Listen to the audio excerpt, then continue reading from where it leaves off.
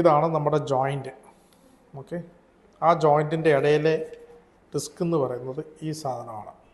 അപ്പോൾ ഈ ഡിസ്ക് വെച്ചിരിക്കുന്നത് ദൈവം മനുഷ്യന് 2 എല്ലുകൾ തമ്മിൽ തേയാതിരിക്കാൻ വേണ്ടിയാണ് ഈ ഡിസ്ക് ഇങ്ങനെ വെച്ചിരിക്കുന്നത്. അപ്പോൾ ഈ ഡിസ്ക് തെന്നി പോവുക എന്ന് പറഞ്ഞാൽ ഈ ഡിസ്ക് മുന്നോട്ടിങ്ങനെ തെന്നി സ്ലിപ്പ് ചെയ്ത് പോവുക.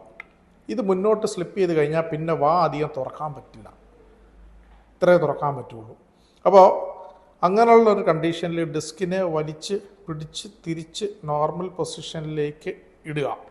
ഇതാണ് ട്രീറ്റ്മെൻറ്റ് ചെയ്യാൻ പറ്റുന്ന ഒരു ചികിത്സാ രീതി. എപ്പോഴും അത് സക്സസ്ഫുൾ ആകണമെന്നില്ല.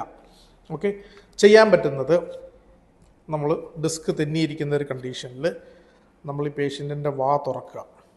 ഓക്കെ, അപ്പോൾ ഇങ്ങനെയാണെങ്കിൽ ഈ സൈഡിൽ ഇങ്ങനെ പിടിക്കുക. ഈ പേഷ്യൻ്റെ അടുത്ത് തുറക്കാൻ പറയുക. മാക്സിമം പേഷ്യൻ്റ് തുറക്കുക, മുന്നോട്ട് തള്ളുക. എന്നിട്ട് ഓപ്പോസിറ്റ് സൈഡിലേക്ക് പേഷ്യൻറ്റിൻ്റെ കൊണ്ടുവരിക. ഈ ഓപ്പോസിറ്റ് സൈഡിലേക്ക് കൊണ്ടുവന്നതിന് ശേഷം ഒരു C ഷേപ്പിൽ ഇങ്ങനെ റൊട്ടേറ്റ് ചെയ്ത് ഇങ്ങനെ അടയ്ക്കുക. അങ്ങനത്തെ ഒരു റൊട്ടേഷനിൽ വരുമ്പോൾ ഡിസ്ക് കറക്റ്റായിട്ട് വീഴും, തുറക്കാൻ പറ്റും.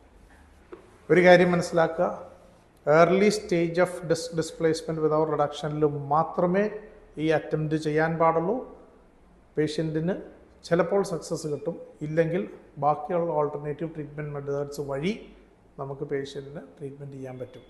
ഒരു കാര്യം മറക്കരുത്, ഡിസ്ക് ഡിസ്പ്ലേസ്മെൻറ്റ് റിഡക്ഷൻ ചെയ്ത് കഴിഞ്ഞാൽ, അതായത് ഡിസ്ക് തിരിച്ച് പൊസിഷനിലേക്ക് കൊണ്ടുവന്ന് കഴിഞ്ഞാൽ ഇമ്മീഡിയറ്റ് ആയിട്ട് ഒരു ആൻറ്റീരിയർ പൊസിഷനിങ് സ്റ്റെബിലൈസേഷൻ അപ്ലയൻസ് ആ രോഗി കുറച്ച് മാസങ്ങൾ ഉപയോഗിക്കേണ്ടത് ആവശ്യമാണ്. ആൻറ്റീരിയർ പൊസിഷനിങ് അപ്ലയൻസ് കുറച്ച് നാൾ ഉപയോഗിച്ചതിന് ശേഷം അതൊരു നോർമൽ സ്റ്റെബിലൈസേഷൻ അപ്ലയൻസ് ആയിട്ട് കൺവേർട്ട് ചെയ്യുകയും ചെയ്യണം. അല്ല എന്നുണ്ടെങ്കിൽ അത് പിന്നീടൊരു ഓപ്പൺ ബൈറ്റിലേക്ക് പോകും.